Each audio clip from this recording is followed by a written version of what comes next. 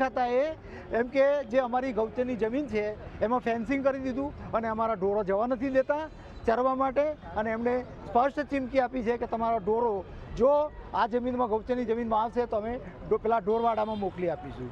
આ સંજોગોમાં અમારા ગામના લોકોને આજીવિકાનો પ્રશ્ન છે, જીવન ધોરણ ચલાવવાનો પ્રશ્ન છે। એટલે કે પ્રાંત સાહેબની અધ્યક્ષતામાં મામલતદાર સાહેબ હિંમતનગર અને જંગલ ખાતું અને અમારા ગામના 5 પ્રતિનિધિઓ સાથે એક બેઠક થઈ અને સ્પષ્ટ અમારી સાથે સમાધાન કરવામાં આવ્યું કે જૂની સીટ અને નવી સીટ આ બંનેનું જંગલ ખાતા તરફથી ખૂંટ મારવામાં આવશે।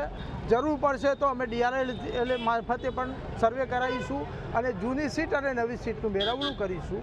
આજે તો સમાધાન કરી નહીંથી ભૂખ હડતાલ સમેટી લઈએ છીએ, પણ આવનારા દિવસોમાં કદાચ જો અમારું સમાધાન શક્ય ના બને તો અમે ગાંધીનગરમાં પણ પડાવ નાખવાની અમારી તૈયારી છે। અમારા ગામના ગૌચરનો પ્રશ્ન ઉપસ્થિત થયો છે।